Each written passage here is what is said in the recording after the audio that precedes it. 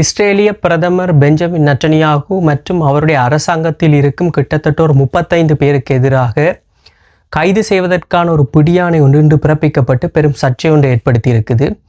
அது மட்டுமல்லாமல் அமெரிக்காவினால் தீவிரவாதி என்ற ரீதியில் முத்திரை குத்தப்பட்ட அல் கொய்தாவுடன் முன்னாள் தொடர்பினுடைய ஒரு தீவிரவாதி தற்பொழுது ஒரு நாட்டின் தலைவர், அவரை தன்னுடைய தீவிரவாதி பட்டியலில் இருந்து அமெரிக்கா நீக்கி இருக்கு இன்றைக்கு.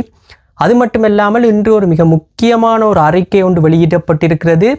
அமெரிக்காவிற்கு தெரிந்துதான் இந்த காசாவில் சில போர்க்குற்றங்கள் நடத்தப்பட்டிருக்கிறது என்ற ரீதியிலான ஒரு அறிக்கை ஒரு கடும் சர்ச்சை ஒன்றை ஏற்படுத்தி இருக்குது இன்று.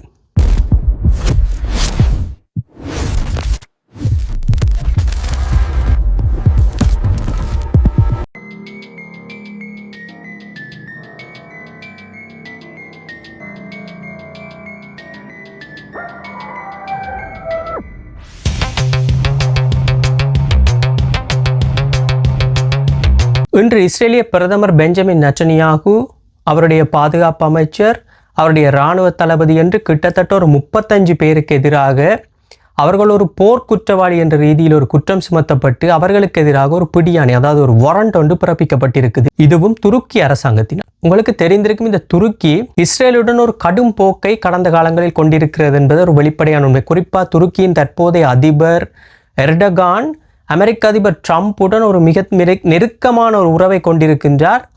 அது மட்டுமல்லாமல் இந்த இஸ்ரேலை எப்படியாவது ஒரு போர்க்குற்றவாளி அல்லது இந்த போரினுடைய மிக பிரதான சூத்திரதாரி அவர்கள்தான் என்ற ரீதியில் படம் போட்டு காட்டுவதற்கான முயற்சியை துருக்கி கடந்த காலங்களில் எடுத்து வந்திருந்த ஒரு வெளிப்படையான உண்மை. உங்களுக்கு நினைவிருக்கலாம், இந்த இஸ்ரேல் காசாக்கு இடையிலான பீஸ் பிளான் எகிப்திலே கையெழுத்திடப்படும் பொழுது, அன்று கையெழுத்திடப்படும் பொழுது காலையிலேயே அமெரிக்க அதிபர் இஸ்ரேலிய பாராளுமன்றத்துக்கு சென்று அங்கு உரையாற்றி இருந்தார். அந்த நேரத்தில் அவர் இஸ்ரேலிய பிரதமர் நெட்டன்யாகுவையும் எகிப்துக்கு அழைத்து செல்வதற்கான ஒரு முயற்சியை எடுத்திருந்தார் என்பது ஒரு வெளிப்படையான உண்மை. இருந்த போதும் அப்போதைய அந்த நேரத்தில் துருக்கியின் அதிபரும் எகிப்தில் இருந்திருந்தார். அவர் இந்த இஸ்ரேல் பிரைம் மினிஸ்டர் நெட்டன்யாகுவை எகிப்துக்கு கொண்டு வர்றதுக்கு கடுமையான எதிர்ப்பை தெரிவித்ததாகவும், அப்படி அவர் வந்தால் தாங்கள் மட்டுமல்லாமல் இன்னும் சில நாட்டின் தலைவர்களும் எகிப்தை விட்டு வெளியேறுவோம் என்ற ரீதியிலான ஒரு கருத்தை ட்ரம்புக்கு நேரடியாகவே பாஸ் பண்ணியிருக்கிறாங்க. அதன் பின்னர் தான் ட்ரம்ப் நெட்டன்யாகுவை கூட்டி போகாமல் தனியாக எகிப்துக்கு போயிருந்தார். அந்த பீஸ் பிளான் அது பிறகு கையெழுத்தாகி சமாதான ஒப்பந்தம் நடைமுறைக்கு வந்ததெல்லாம் பின்னர் வேறு கதை. ஸோ இப்படியான ஒரு கடுமையான ஒரு எதிர்ப்பில் தான் துருக்கி தற்பொழுது இஸ்ரேலுக்கு எதிராக இருக்குது. அந்த நிலையில தான் இன்றைக்கு இந்த வாரண்ட் ஒன்று பிறப்பிக்கப்பட்டிருக்கிறது. இந்த வாரண்ட்டுக்கு ஹமாஸ் தன்னுடைய ரியாக்ஷனை சொல்லியிருக்கு. இது ஒரு வரவேற்கத்தக்கது என்றும், இஸ்ரேல் நடத்துகிற இந்த அநியாயங்களுக்கு ஒரு சான்றாக இது இருக்கும் என்ற ரீதியிலான ஒரு கருத்தை ஹமாஸ் தெரிவித்திருக்குது. வழமை போல இஸ்ரேல் இந்த பிரச்சனையை தன்னுடைய லெஃப்ட் ஹேண்டில் டீல் பண்ணி இது ஒரு பொலிட்டிக்கல் ஸ்டண்ட் என்ற ரீதியிலான ஒரு கருத்தை சொல்லி இது பொலிட்டிக்கல் பெனிஃபிட்டுக்காக தான் செய்யப்படுது என்று சொல்லியும் துருக்கி அதிபர் எர்டகானை கேலி செய்யும் வகையிலான சில ட்வீட்ஸ் சமூக வலைத்தளங்களில் அவர்கள் வெளியிட்டிருந்தது ஒரு வெளிப்படையாக அனைவருக்கும் தெரிஞ்ச விஷயம். இந்த நிலையில தான் உங்களுக்கு தெரியும், கடந்த நவம்பர் 2024 ஐசிசி, அதாவது இன்டர்நேஷ்னல் கிரிமினல் கோர்ட்டில் பெஞ்சமின் நெட்டன்யாகு மற்றும் இந்த லிஸ்டில் இருக்கிற பெரும்பாலான ஆட்களை ஒரு போர்க்குற்றவாளிகள் என்று சொல்லி அந்த நீதிமன்றம் தீர்ப்பளித்து அவர்களுக்கு எதிராக ஒரு வாரண்டை பிறப்பிச்சிருந்தது. அதில் மிக முக்கியமான பங்காக இருந்தது சவுத் ஆப்பிரிக்காவோடு சேர்ந்து இந்த துருக்கி தான். ஸோ இவர்கள் 2 பேரும் சேர்ந்து தான் அந்த கேஸில் ஆதாரங்களை சப்மிட் பண்ணி இப்படி ஒரு போர்க்குற்றம் நடந்திருக்கின்ற ரீதியிலான ஒரு பெரிய பிரச்சனையை கொண்டு இஸ்ரேலுக்கு எதிராக அவர்கள் பிரதமருக்கு எதிராக ஒரு கைது பிடியாணை ஒன்று பிறப்பிப்பதற்கான முயற்சியில் எடுத்திருந்தாங்க. அப்படி இருக்கும் நிலையில் கிட்டத்தட்ட 1 வருடத்திற்கு பின்னர் துருக்கி இந்த பிரச்சனையை திரும்பி கையில் எடுத்திருக்குது. இது என்ன விதமான சலசலப்பை இப்போ ஏற்படுத்த போது, அரபு நாடுகளுக்கு இடையிலான ஒரு சலசலப்பை தான் இப்போ ஏற்படுத்த போகுது. என்ற அமெரிக்கா இஸ்ரேலும் அவர்கள் வேறு பக்கம் இருக்கிறார்கள். ஸோ இவங்கள் தங்களுக்குள்ள ஒரு பெரிய பிரச்சனை, இப்போ இஸ்ரேல் மற்ற நாடுகளுக்கும் இது ஒரு தூண்டுகோலாக இருக்குமோ, இஸ்ரேலிய பிரதமரை ஒரு போர்க்குற்றவாளி என்று அவர்களும் அறிவிக்க வேண்டுவதற்கான ஒரு தூண்டுகோலாக இருக்கிறதுக்கான ஒரு முயற்சியாக கூட இது இருக்கலாம் என்று இப்போ கருதப்படுது.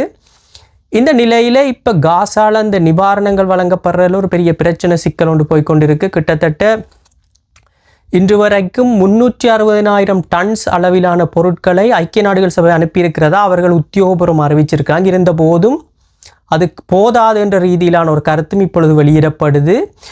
அவர்கள் சொல்லியிருக்கிற அந்த டீட்டெயில்ஸின் படி இதுவரைக்கும் போயிருக்கிற ட்ரக்ஸோட எவரேஜை பார்க்கும் பொழுது கிட்டத்தட்ட ஒரு நாளைக்கு 100 என்ற ரீதியிலான ட்ரக்ஸ் தான் காசாவினுள் செல்லுது. ஆனால் இந்த போர் நிறுத்தத்தின்படி ஒரு நாளைக்கு 600 ட்ரக்ஸ் செல்ல வேண்டும் என்பது தான் இந்த போர் நிறுத்த உடன்பாடு சொல்லும் செய்தி. ஸோ அப்படி இருக்கும் நிலையில் இது சற்று அந்த மக்களுக்கு தேவையானது உரிய அளவில் செல்லவில்லை என்பது ஒரு வெளிப்படையாக தெரியுது. இந்த நிலையில் இன்று அமெரிக்கா ஒரு வித்தியாசமான செயற்பாடை செஞ்சிருக்குது. தன்னுடைய தீவிரவாத பட்டியலிலிருந்து அல் கொய்தாக்கு தொடர்புடைய ஒரு முன்னாள் உறுப்பினர், தற்போதைய சிரிய அதிபராக இருக்கிற அல் பஷார் அவர்களை தன்னுடைய டெரரிஸ்ட் பட்டியலிருந்து நீக்கி இருக்குது. இதற்கு என்ன காரணம் என்றால், எதிர்வரும் திங்கட்கிழமை அல் ஷாரா டொனால்ட் ட்ரம்ப்பை சந்திக்க போகிறார் வாஷிங்டனில். ஸோ இந்த சந்திப்பிற்கு முன்னதாகவே அவரை இந்த டெரரிஸ்ட் லிஸ்டிலிருந்தும் அந்த பிம்பத்திலிருந்தும் வெளியேற்ற வேண்டும் என்றது தான் வாஷிங்டன்ட பிளான். ஏனென்றால் இப்போ அவர் ஒரு டெரரிஸ்ட் லிஸ்ட்டில் இருக்கும்போது அவரை ட்ரம்ப் சந்தித்தா டெரரிஸ்ட்டை ட்ரம்ப் சந்திச்சிட்டார். அதுவும் வாஷிங்டன் ஒயிட் ஹவுஸில் ஓவல் ஆஃபீஸர் வச்சு சந்திக்கிறன்றது அவர்களுடைய மாண்பை குறைக்கும், அவர்களுடைய மதிப்பை குறைக்கும் என்ற ரீதியில் இப்பொழுதே அவரை லிஸ்ட்டிலேருந்து தூக்கி இருக்கிறாங்க. இவர் யாரெண்டா இந்த சிரிய அதிபர் ஈராக்கில் அமெரிக்கா சென்று போரிட்ட போது அமெரிக்க படைகளுக்கு எதிராக ஈராக்கிற்கு ஆதரவாக சண்டை போட்டவர், அப்போதே அல் கொய்தாவுடன் தொடர்பில் இருந்தவர் என்ற ரீதியிலான ஒரு கருத்து அப்போதே வந்திருந்தது. இருந்தபோதும் இவர் இப்பொழுது சிரியாவின் முன்னாள் அதிபர் அசாட் அவருடைய டிக்டேட்டர் அரசாங்கத்தை 30 வருஷ அரசாங்கத்தை கிளர்ச்சி செய்து அனுப்பி இவர் இப்பொழுது சிரியாவின் அதிபராக இருக்கிறார். சிரியா இப்பொழுது அமெரிக்காவை நோக்கித்தான் தன்னுடைய பார்வையை செலுத்தி கொண்டிருக்குது. எப்பொழுதும் அமெரிக்கா சார்பாக நடக்கிறது தான் அவர்கள் முயற்சி செஞ்சு கொண்டிருக்கிறாங்க. இந்த நிலையில் அமெரிக்காவும் நிறைய சாங்ஷன்ஸை சிரியாவுக்கு எதிராக நீக்கிறதுக்கான ஒரு முயற்சியையும் தற்பொழுது எடுத்துக்கொண்டு இருக்குது. ஸோ இது பொறுத்திருந்து பார்ப்போம். இது திங்கட்கிழமை சந்திப்பு வெகுவாக அனைவராலும் எதிர்பார்க்கப்படுது. இந்த நிலையில் இன்று ஒரு லீக் செய்யப்பட்ட ஒரு அறிக்கை ஒன்று வெளியிடப்பட்டிருக்கு. அதாவது அமெரிக்காவுக்கு அப்போதைய அதிபராக இருந்த ஜோ பைடனுக்கும் இந்த காசாவில் நடக்கிற போர் குற்றங்கள், வார் கிரைம்ஸ், அதாவது போர் மனிதாபிமானத்துக்கு எதிரான சம்பவங்கள் அனைத்துக்கும் ட்ரம்ப் அப்போதைய அதிபராக இருந்த பைடனுக்கு அறிவிக்கப்பட்டதாகவும் இருந்தபோதும் பைடன் அதை பெரிதாக செவிமடுக்கவில்லை என்ற ரீதியிலான ஒரு அறிக்கை ஒன்று இன்று கசிய விடப்பட்டிருக்கு. இது பெரும் சர்ச்சை ஒன்று ஏற்படுத்தியிருக்கு அமெரிக்க தரப்பில். ஏனென்றால் கடந்த 2023 டிசம்பர் அளவில் தான் இந்த நெகோஷியேஷன், அதாவது இந்த டிஸ்கஷன்ஸ் அமெரிக்க அதிபர் பைடனுக்கு அப்போதைய அதிபருக்கு வழங்கப்பட்ட போதும் அவர் அந்த நேரத்தில் ஒரு அவுட் கோயிங் பிரசிடெண்ட்டாக இருந்தவர். அதாவது ஜனவரி ட்ரம்ப் வரப்போகிறார். ஸோ இந்த நேரத்தில் தாங்கள் ஒன்றும் செய்ய தேவையில்லை என்ற ரீதியிலான அவர் கருத்தை கொண்டதாகவும் இருந்தபோதும் அவருக்கு ஒரு கடுமையான ஒரு எச்சரிக்கை ஒன்று கொடுக்கப்பட்டதாகவும், இப்படி இந்த போர் இதே பாக்கில் போனால் நிச்சயமாக ஒரு மனித பேரவலம், போர் குற்றங்கள் நடப்பதற்கான வாய்ப்புகள் இருக்குது. அட்லீஸ்ட் இஸ்ரேலுக்கு வழங்குகிற ஆயுத சப்போர்ட்டையாவது குறைக்கும்படியும் கோரப்பட்டதாகவும் இருந்தபோதும் பைடன் அதற்கு மறுத்ததாக தற்பொழுது இந்த தகவல் அமெரிக்காவில் ஒரு கடும் சர்ச்சை ஒன்று ஏற்படுத்தியிருக்கு. ஸோ பொறுத்திருந்து பார்ப்போம் இது என்ன விதமான தாக்கத்தை எதிர்காலத்தில் ஏற்படுத்த போகுது என்று சொல்லி மீண்டும் இன்னொரு காணொலியில் உங்களை சந்திக்கிறேன். நன்றி.